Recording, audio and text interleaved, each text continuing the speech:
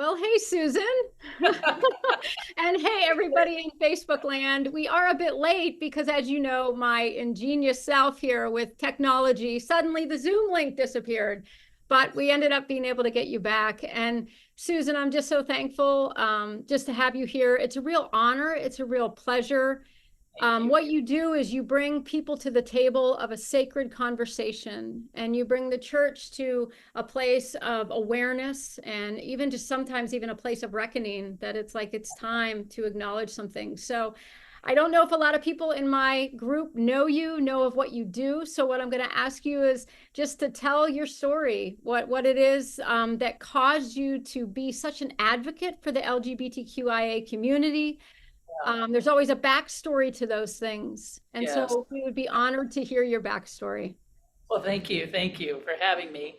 Um, well, we were in the evangelical church for 20 years. We had, kind of our life there. We raised our kids there, and we were beginning to see it was a little bit like, wow, you guys don't handle things that great. You don't really have real help for people.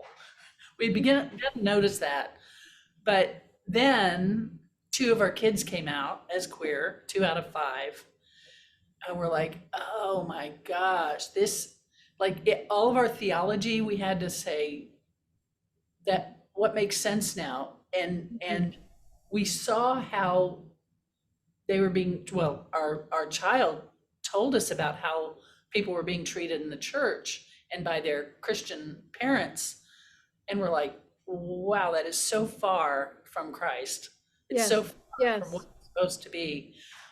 And our church basically, the women I told there said, well, it's a sin and you can't accept it. I'm like, you don't know how people are, do you? You don't understand people at all, do you? And so we ended up leaving the church. And I was looking around for, this is me typing, what kind of help there was and how to reconcile this. And all that was out there was like James Dobson and all this, if you know him, I do. I do. yeah, horrible, misogynistic, but homophobic, Mm-hmm. all the things. Mm-hmm. And so we said that will not do. And so I started a blog. I started reaching out just online, and people just came out of the woodwork to me. And Wow. I wrote books. I started a whole online group for parents, for moms, and one for dads.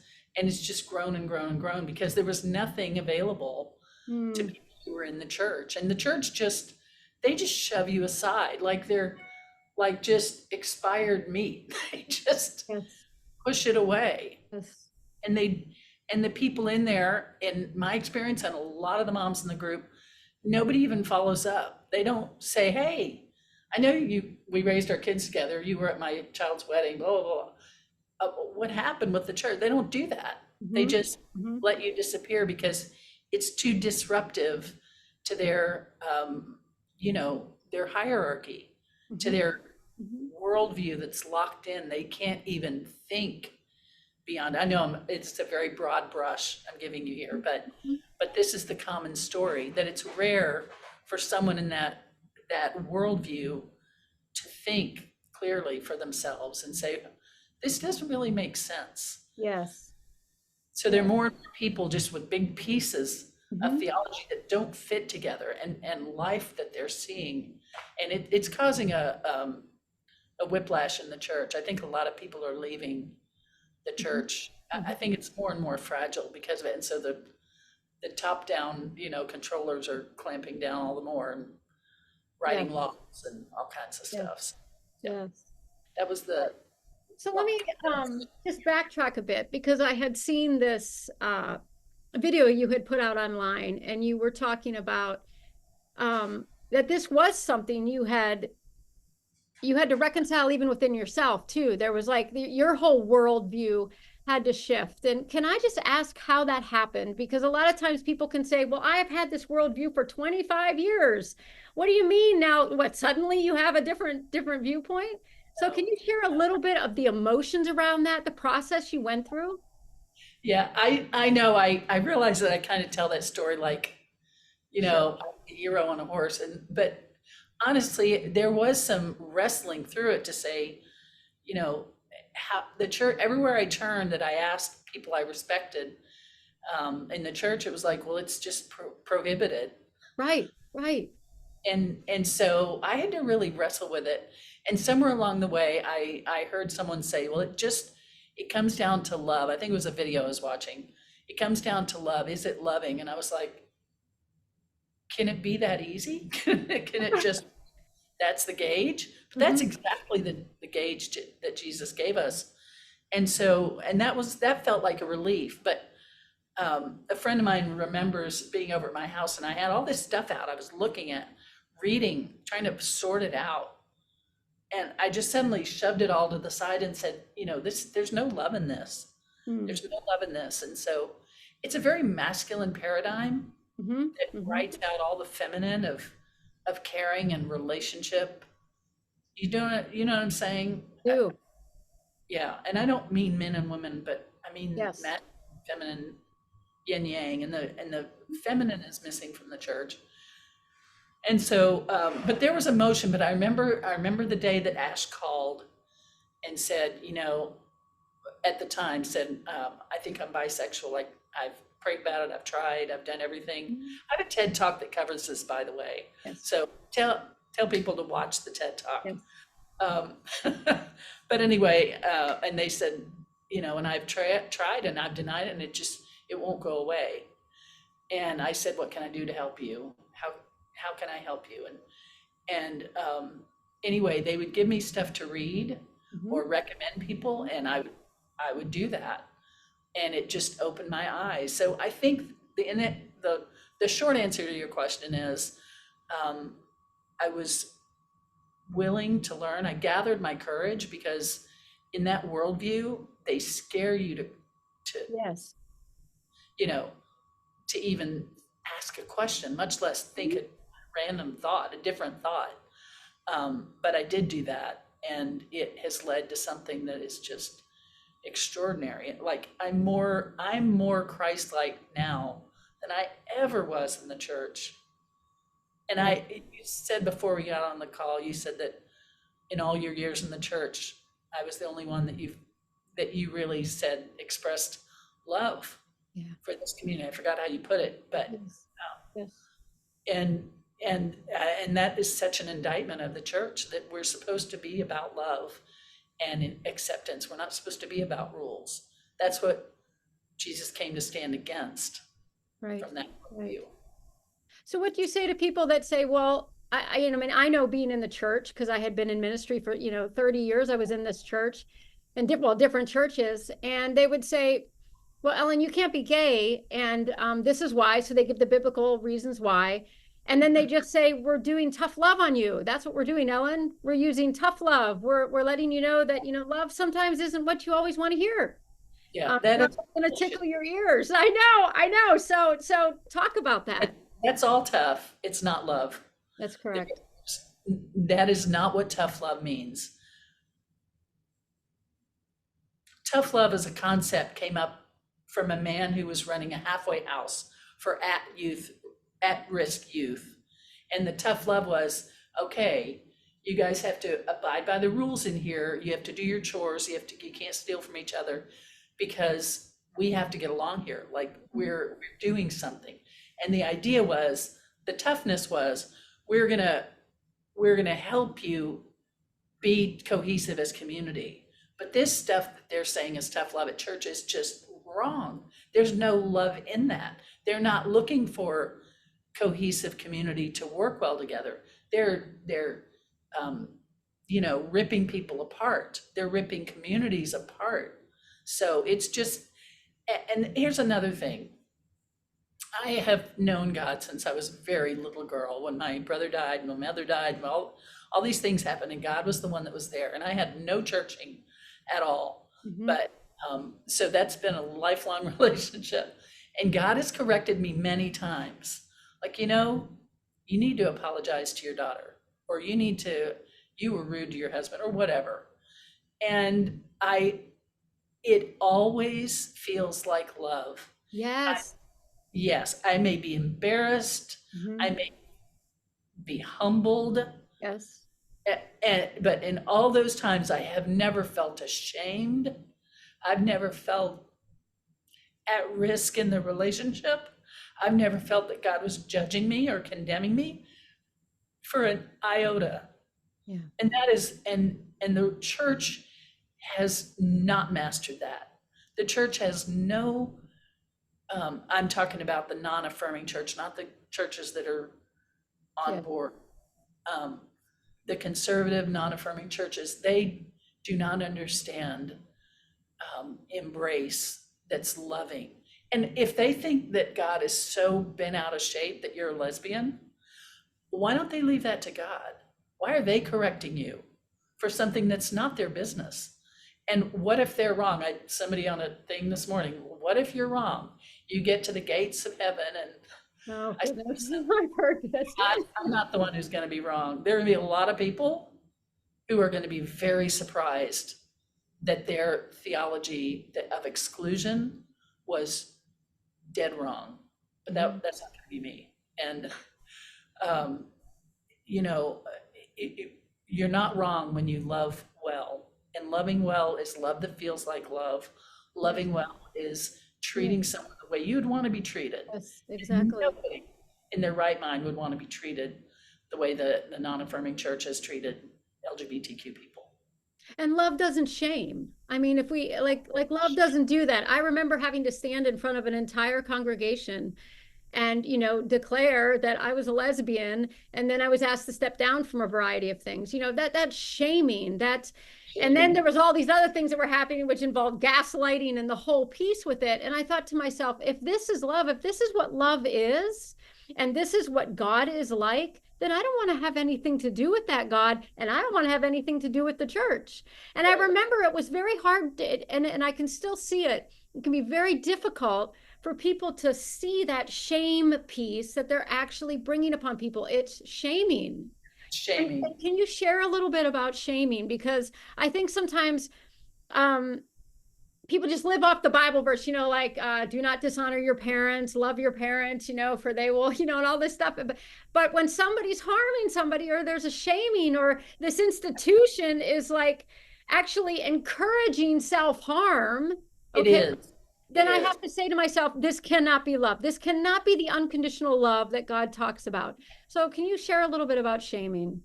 Yeah. So just I had a friend a long time ago who was very conservative, very smart. And this was all long before all of this stuff happened. But she was saying, I've been reading, she's open-minded to a degree, but she said, I've been reading some lesbian authors, and they're so much more loving than the Christian authors I read. I was like, yeah, Yes. that resonates. um, but shame is contempt for someone. It's telling somebody they're contemptible. Mm, There's something basically wrong with them, not what they do, but who they are. And it's beyond our pay grade. We're not the ones who are supposed to be micromanaging other people's entire interior life and mhm, telling them how to think and who to be. That's not what we're supposed to do to each other. And shame is just like this weight you can't get away from, mhm, of just feeling awful about yourself. mhm. And it there's a what's the phrase now I'm looking for? Well, to like Jesus granted access. He granted us access to ourselves, Mm, to each other in good community. All that he did was to make community workable together. And the non-affirming church, the conservative church, denies access. And that's shaming. You're outside. You don't belong in this community. All of that is shaming. Shaming is feeling horrible mhm, about who mhm, you are, and mhm. there's no remedy for it. If I mess something up, even if it was bad, that can be addressed and fixed. But if who I am is awful, then there's no remedy for that. And the church's whole theology around the fall of humanity, Yes. that's not true. It's original blessing, not original sin. Mm-hmm. We're not fallen. It's Mm-hmm. that verse, there's no good in us. And I don't know the context of it, but I'll tell you it's wrong the way it's taught, that there's not one good thing. Unless you know Jesus, there's not one good thing. Okay, here's a puppy, I'm gonna kick it. It's like if we lived in a world where there was no good thing in us, it would be Armageddon, the Yeah. apocalypse. We couldn't leave our house. We couldn't, nothing. If there was no good in any human being you met, Mm-hmm. except for Christians. And I'm telling you, that's not the way it is. We're not. Them as the group that, Right. oh, they're Right. the ones that see good in, okay? Right. I pick LGBTQ people or Black people or other oppressed groups Yeah. have Yeah. understood what love is. Mm-hmm. So that whole original sin and fall of humanity is just BS. It's just patently false if you look at it. But people are afraid to look at it. That's Yes. such a Yes. bottom piece of the Jenga pile that they're too afraid what'll happen. It'll all collapse if they pull it. So they just buy it. Mm-hmm. They just swallow these huge lies. Mm-hmm. And it's sad because there's an opportunity. The LGBTQ plus is an opportunity for people to come into a space of welcome and invite and accepting, Yes. into a space where we can see our original goodness. I Yes. remember, I was raised that it was original sin. I remember all of that. And I remember when it all changed. And I suddenly saw, wait a minute, I've been good from the beginning. Yeah. We're Yeah. all good from the beginning. And when you start good. telling people, that when you start telling people that they're sinners from the beginning, I mean, imagine the ramifications, just even if you weren't gay, if you didn't have any of that there, and you're telling a 5-year-old child, hey, I want to let you know something, you got some real problems, like you're a sinner, and this is what it looks like, and if you keep, this is how it's remedied, and if you don't, this is what the eternal consequences are. I mean, just that alone, the psychological abuse that can come from that, the psychological and the torment and the turmoil, all of that stuff come just from that one belief. But then if you add on top of it, someone Yes. who is queer, and now that's considered an abomination, you've heaped even more. And I think what I like about what it is that you do is you are trying to bridge that gap. You're trying to bring a reconciliation between not only the church, but also just within queer people's hearts, that, I'm a big proponent. I went through my season of deconstruction where I bashed the church all the time, and I went through that, and I had to do that for a while. I had to be angry. I had to see all that. But I'm also a big proponent on healing, that people can heal from the hurt that's happened and the things that they've walked through. And so, an area that I do want to talk about with you is the whole area of honoring your parents. Yeah, that is such a misused. Can you just shed some light on that? Because I know for me, had I heard your message 25, 30 years ago, it would have totally and completely saved me from all the hiding, the secrecy, the pushing down in the name of appeasing. So can Yes. you share some light? The verse that you should honor your mother and father was addressed. It was in a time when what that meant was when there were no old age homes or whatever, no Medicare. When your parents aged, they lived with you, and you were obligated to provide for them for the rest of their lives. That's how the culture worked. And these people were these religious leaders. It's always religious leaders. It's not the rank and file. These religious leaders had this thing called Corban, which was they dedicate their money to God, and now they don't have to care for their parent. They still use it. They can still use it. Sure. But they don't have to care for their parents. And Jesus was livid. You want to see Jesus livid? It's that kind of thing. that at the religious leaders, he was so mad at them because of this kind of thing. And he was saying, no, honor your father and mother. That's what he meant by that. That's what he meant. He didn't mean do everything they say for the rest of your life. That's ridiculous. Mm-hmm. Hey, son, you got to drive the getaway car while I rob this bank.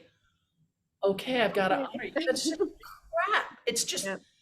patently crap. And when they're killing you with their words and their judgment and their harm to you, that you don't honor that. You don't do everything they say, but it's not taught that way. Why? Because it threatens the hierarchy to say that, to teach people, hey, if your parent, you know, if you're a millionaire and your parents are destitute, help them.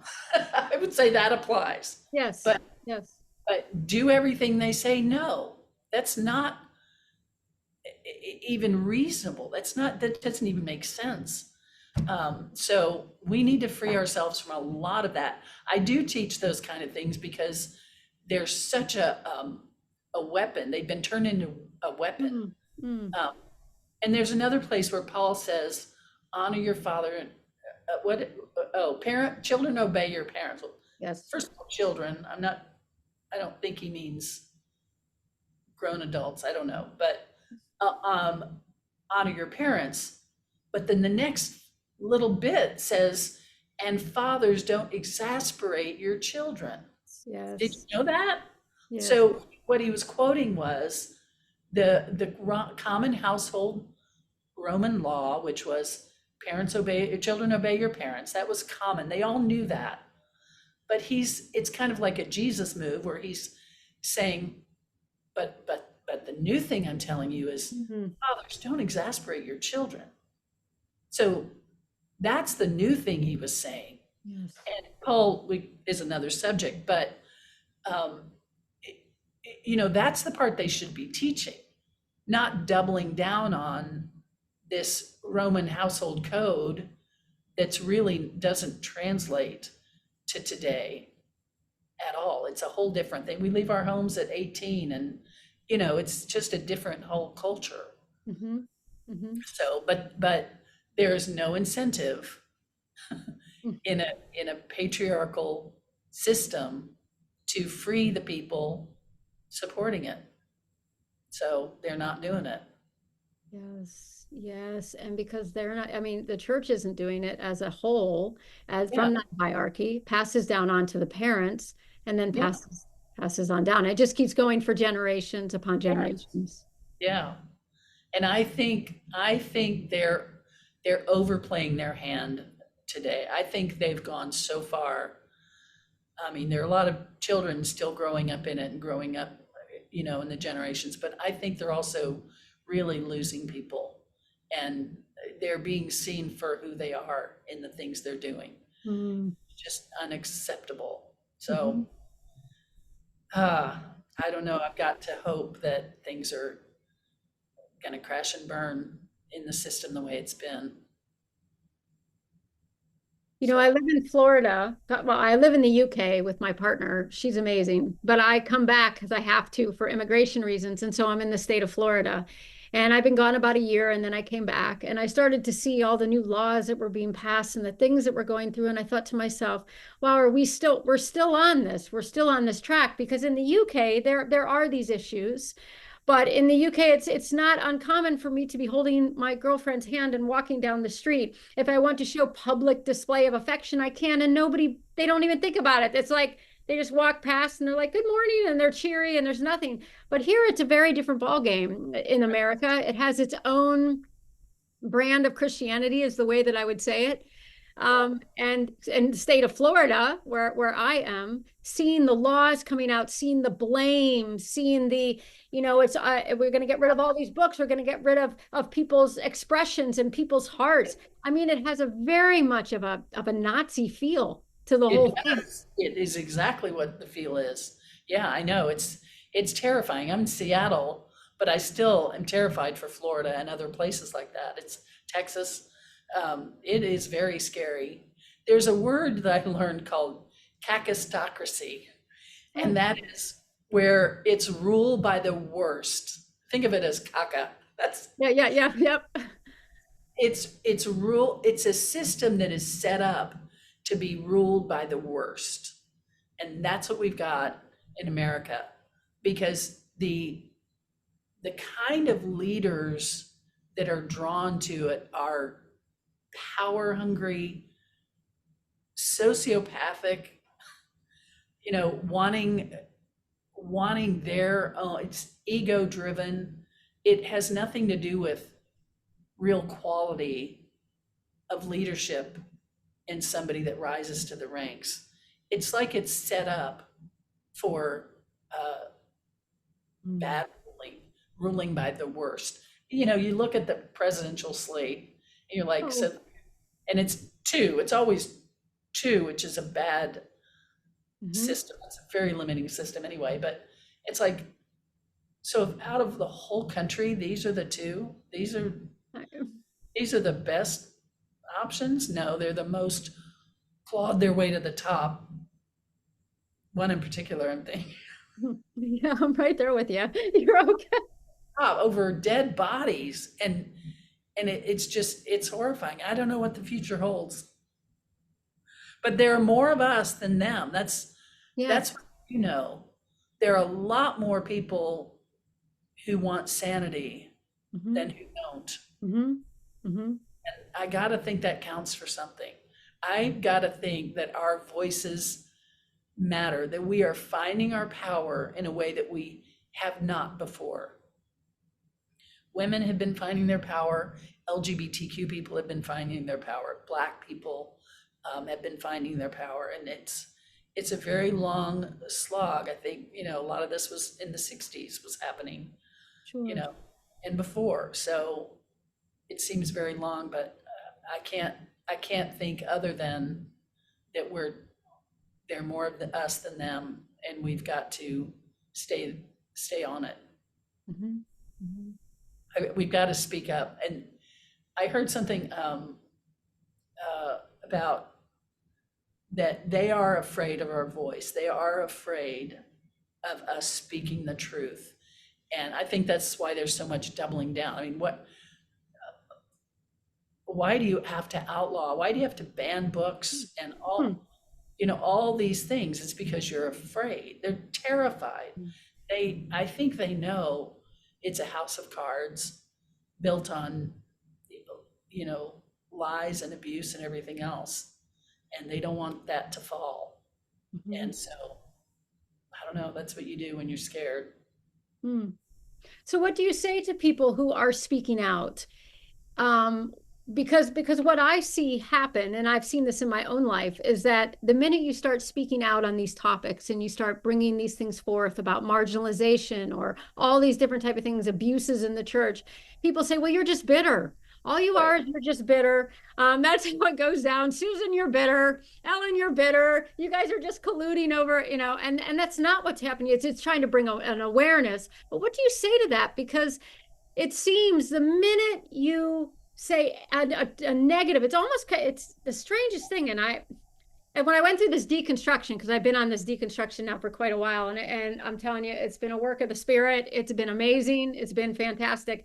But you start to really see things, and you start to see when you say, well, you know what? What do you say to, this family who kicked their child out, who's gay, he has no place to go, and the church is saying the door's shut to you too. And what do you say to that? Oh, how dare you? What do you mean the church does good things for people? And then it's just like almost like this thing goes over their Yeah. and you're just kind of like, did you hear what I said?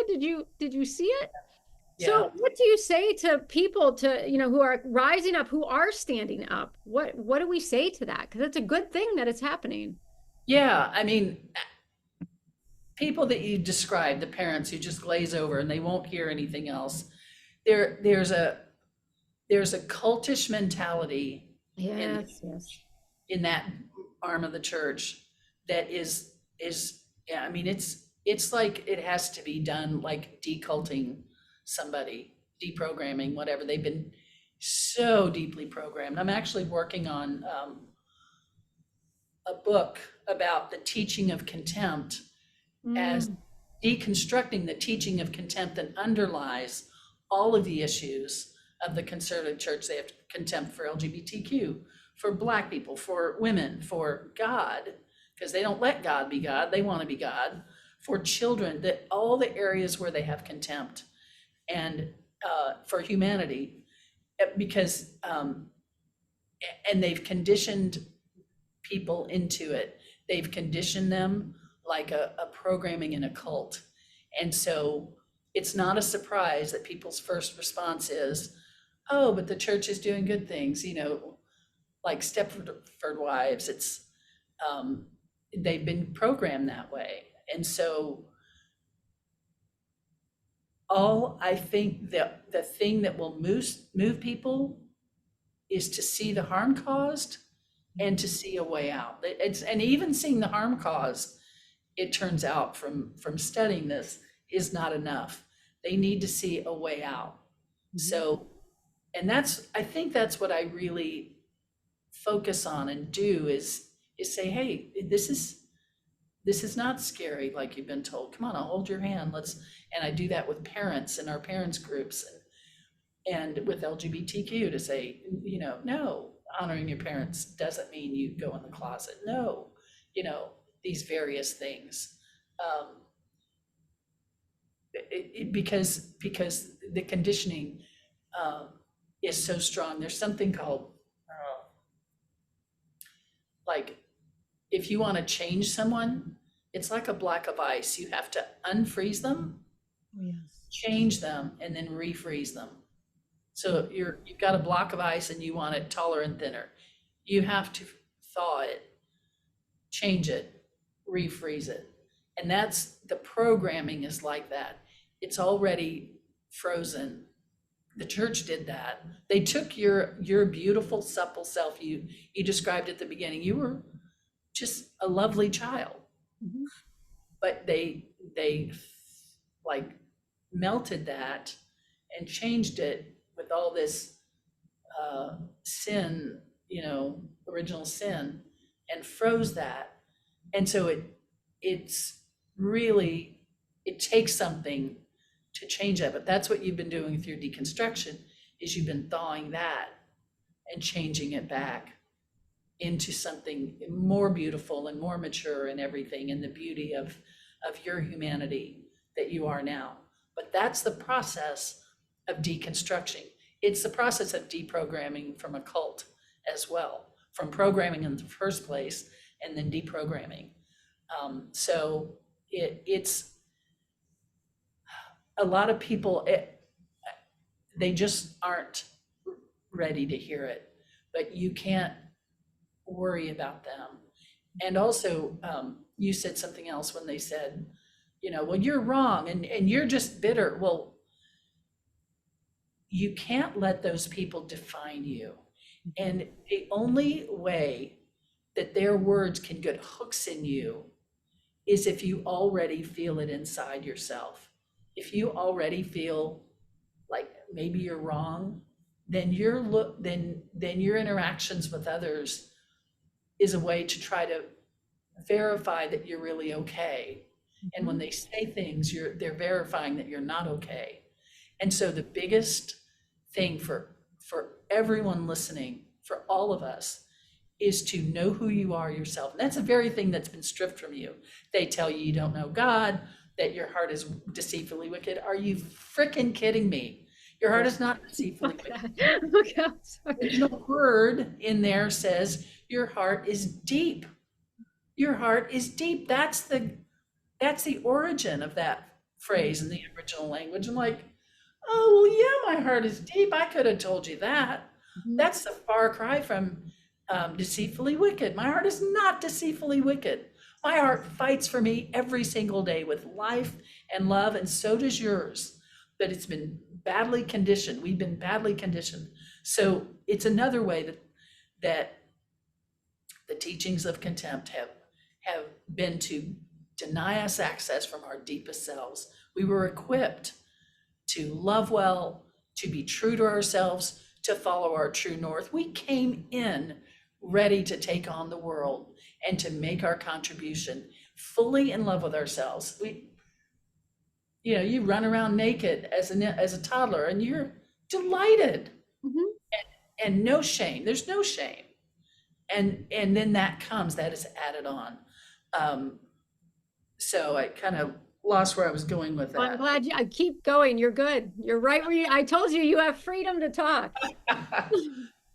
So you so the job of deconstruction is to recover that love for yourself. That really is. And it's funny when we do a podcast episode about loving yourself, those get the lower views, and we're like, Yeah. you got this so completely that you don't need to hear this, or does it? I don't know. I want to ask people to write in and tell me, why don't you like those as much as the other ones? But anyway, but that's what the core is to recover your love for yourself, and love God and love others as you love yourself, not instead of yourself. And this stupid acronym of joy, Jesus, others, yourself, your last place. Oh No, gosh. you've got to be first place to follow your true north. To line up with spirit, you've got to be in love with yourself. That is not a bad thing. That's a good thing. That's part of our original equipping. But it's fractured. It's been fractured for us because it doesn't serve the patriarchy. To love yourself doesn't serve the patriarchy. It Well, to doesn't. love yourself is empowering. It's Okay, so. the minute you love yourself. I mean, I remember when I started to experience self-love for the first time. And I've come out late. I'm in my 50s and I've come out late, but I'll tell you, when I experienced first like love for myself, I mean, it was a whole God experience. Like Yeah. there's no way to describe that. Like it was there was just no shame. There was just this real I just looked at myself in the mirror and I thought, you're okay and you're more Yes. than okay. And self-love involved you're enough. And so then Yes. it like just did the whole unraveling packing where people are trying to say you're not enough. You keep trying to measure up to God. You're trying to measure up, measure up. And here I am loving myself, knowing I'm enough. Then I'm empowered, right? Then Yes. it empowers you because we are here to be empowered. We're not here to be disempowered. Yes. If that was the way we were created to be disempowered, then I don't have anything to do with that. Right. We are Right. here because we can empower. Oh my God. That is the gospel. Yes. Which means astoundingly good news. That you hit on is the astoundingly good news that you are good. You So are come on. you are Yes. good with God. You never were anything but amazingly good with God. That's the astoundingly good news. And that came against the religious leaders, the kakistocracy that wants you bound, that wants you hating yourself and fearing yourself so that you will trust them. How would you get somebody to shift their allegiance from their self that they were born in, lined up with God, to your power structure? You have to break that allegiance to themselves. That's what's happened, all over. And so yeah, because I was starting to say, when somebody says to you, well, and we get this all the time, well, you're just parents, you're justifying your children. You don't know our journey. Right. I fought tooth and nail in my own theology to understand this. And my child did even more. My children had to fight to understand who they were. They didn't just say, oh, I'm gay, screw all my conditioning, Right. I'm good. And it took some work. And so people who attack you have no idea of your journey. They have no idea. What they're doing is just plugging your mouth with something that sounds good to them so that you will stop because they don't want to look at their own theology. That's really what's happening. So here, don't say that anymore. Let me plug that up. And then it doesn't even feel good to do that because it's such a wrong thing to try to plug somebody's truth up so they're not speaking. Did you follow that? Did that make sense? I did completely. And Yeah. and I wonder too, if there's like a regurgitation of the brainwashing that they've had. Like that's There- all it is they're just regurgitating what they've been taught. I yeah, mean, what is so funny is in my journey, I started going against the LGBTQ plus because I yeah, was trying to fit in the whole time. We're trying to do this fit in thing. But as I became empowered, as I began to see that there is self-love and that actually I'm coming against my very creation. Like yes, when you're telling somebody they're awful and they're terrible, or I'm believing that and I'm digesting that because I'm afraid, or I need acceptance, or they're breaking you as you used. You are telling people right then and there that the very creation that God has created you with, the very God spark in you, right, is wrong, is yeah, evil, is twisted, yeah, and yeah. that is so beyond what God would want. Right. Well, and I mentioned one of the teachings of contempt is against God. They have turned God into a monster, Yes. into a monster, and so of course you're supposed to love him. He's not a him. God is not a him, but you're supposed to love him, and it's like the kind of really strict teaching of on Shiny Happy People, if you've seen that anyway, where it's the very strict teaching where they spank the child until the child can smile and give them a hug. Yeah, No. yeah. And that right there is a picture of the God they describe to us is God will punish you until you smile happily and say thank you, God.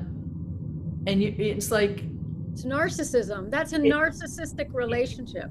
it's narcissism. It makes God a narcissist. Yes. It makes us like it's so dysfunctional, and it reflects a lot of our families because that's the pattern. That's the hierarchy of if you see God that way, then you're next in line as the father of the household, so you're going to treat your kids that way and your wife.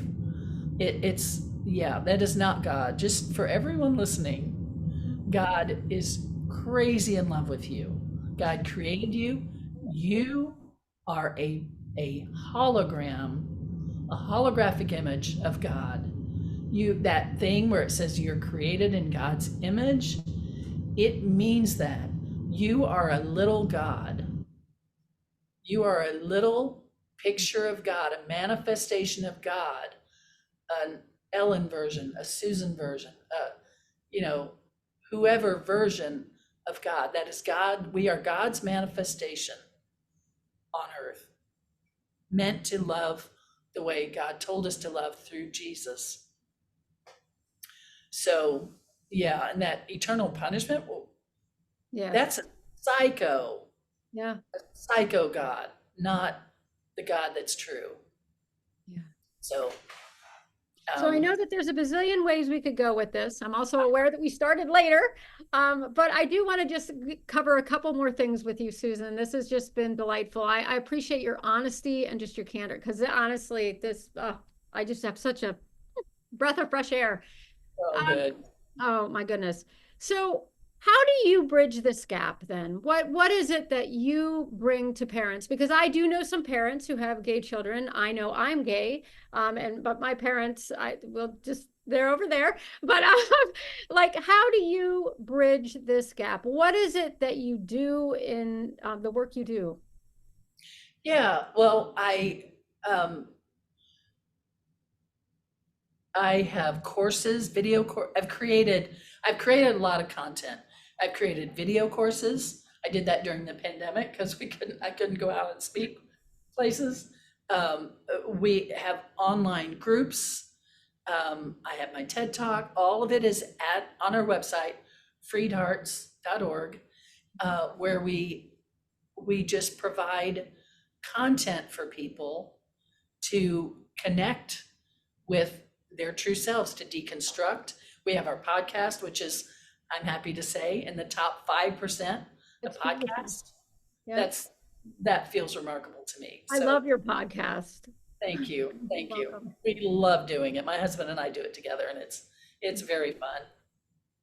Um, so we provide a lot of content. I was speaking a lot more before the pandemic, and then I haven't really picked that up again. But um, yeah, just you can connect with us if your parents can get in the parents groups, and those are online secret private groups, so they can go and just ask their questions and like, oh my gosh, my sister won't come to my child's wedding, Yes. Oh, and other parents with a lot of experience will say, oh yeah, I did this and this, and get some support because that's needed. Excuse me. And the beloved adventure courses we do, they're very inexpensive because we want them accessible for people. And we do like how to change your internal conversation. That's the first one where you go to your younger self and your younger you and restore that part of you that where it's been wounded, and it heals you today. You talk to yourself and you talk to your future you, your older you, and it's just a very healing course. And they're 21-day adventures. Most of them are 21 day, yeah. We have one about journey beyond dysfunction, where you recognize the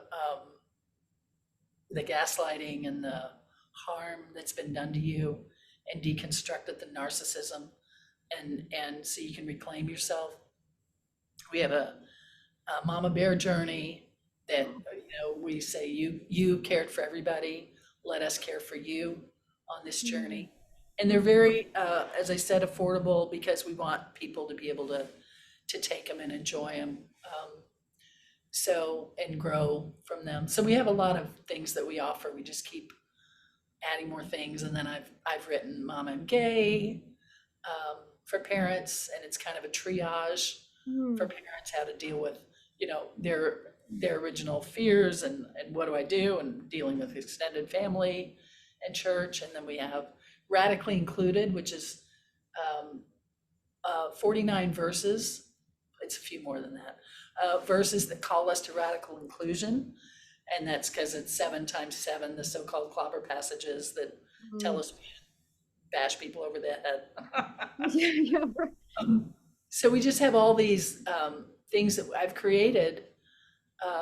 we've created for longevity, that we want to be out there forever for people to, as they continue to grow, because people will continue to deconstruct. And now I'm working on this deconstruction book. We've been talking a lot about it on the podcast, deconstructing, but now we're deep diving into the teachings of contempt underneath. And I'm working on my memoir, but that'll be another. Only a few things, right? That doesn't. Yeah. So.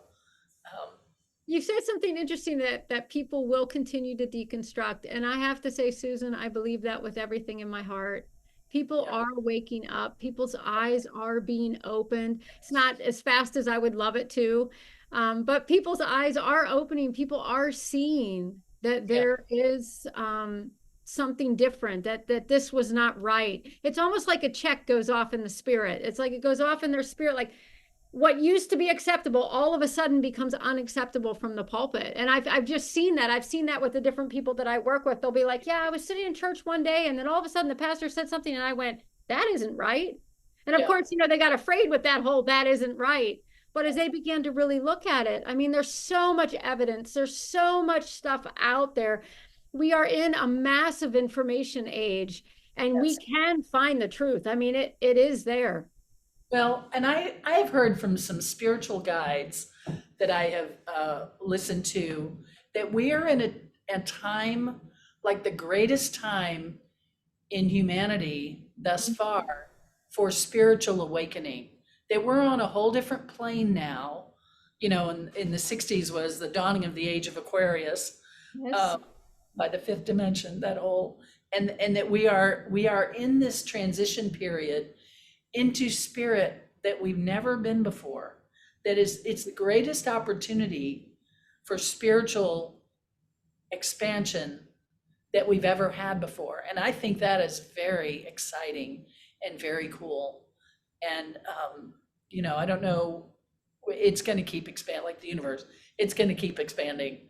And Mhm. so that to me is very exciting. And I say that as a counterbalance to all the hate rhetoric we see and all the laws passed, is that we are in the greatest time of expansion spiritually that we've ever been. And so that no wonder people at the top are putting on the brakes, a lot of them, because they kind of, conservatives want to conserve what they have. Sure, And sure. And I was sitting here thinking a few more things. I was thinking about the Bible verse, and I know you've had theology in your background, so the way I'm going to internalize this might be totally different. But I was thinking of the verse that says, "The increase of the law increases rebellion." Now, I had that taught in a whole screwbally way. But the way that I see that now in my own self, and just the way I see it, is the more you clam down, the more yeah, you keep putting these laws, and that's playing the cards too much, as you can see with DeSantis here in Florida. You start to play your cards too much, you start clamming down with the law, people will rebel. And I rebel. think that that is part of what is happening in the deconstruction, is that people can say, well, it's this wicked rebellion. No, it's people rebelling about the fact that you've taken away their humanity. You That's have right. taken that all away. And so now people are going, wait, this isn't right. No, not right. I'm going to rebel. And it's like a holy, it's almost kind of like, that term is so It interesting, but is. a holy, sacred rebellion. It is. It is a holy sacred rebellion. I agree. I love that interpretation of that verse, the way you put it. That great use application of that verse is that, you know, yeah, we have been so clamped down on, Mhm. and we're like, no, you have to fight off those bonds you've been tied up with, because nobody wants to be bound up like that by some governor in Florida. What? Yeah. Some person that, yeah. So There's um, so much, isn't there? there's so much Oh no. here, but Susan, honestly, I just want to say thank you for this time. Thank you for very just well. coming on here and just kind of jumping and making it happen Yeah. the way that we did. I just really honor the work that you're doing. I really honor your desire to change. And is there anything that you'd like to say, before you go? Any last words, as they say? Yeah, just if the people around you don't get you, then they're not your people. Find your people, That's key. find support, because we are never meant to do this alone, where it's too tough to live life alone. So find people of like mind, of like heart, that Mhm. you can connect with, and keep fighting the good fight, as it's written. um, Keep doing what's right and keep loving yourself. And the best, oh gosh, kind of the best rebellion that you have available to you is to love yourself, to know yourself, that you're good, that you're all good, and that you have been, if you have been disenfranchised from God, it's a false God they have disenfranchised you from. They have made God into this monster to be afraid of. That is not real God, and Jesus made that clear in getting angry at the religious leaders. So I say that to say you also have a right to your spirit back. I'm not pushing anybody to know God that doesn't want to or care to. But I'm saying if you have been like, oh, about God, it's a false God that's been done to you about. So reclaim who you are and come and listen to the podcast. I think you'll really love it. Come to I also do coaching online Okay. on Zoom, that is available to people. But come and find what we have to offer you, because we want you to be whole and free. We don't want you to be bound up by people that like to control you. We want you to be free of control. You deserve it. You deserve it, and you are beloved, whoever you are. You are beloved, and you deserve your full humanity. We were created to be free. Yeah, And thriving is our birthright, right? That's the birthright right there. We were created to thrive. So thank you, Susan. Self-love's everything. I'm a firm believer in all of that. It's the empowering piece. It's the key. It's the key. It's not loving God first and then you second. right. It is loving you and knowing you, and out of that comes everything else. Yeah. So And knowing you're good with God no matter what, you're good with God. absolutely. Absolutely. Thank you, All Susan. right. You're welcome. All right. Take care. Thanks.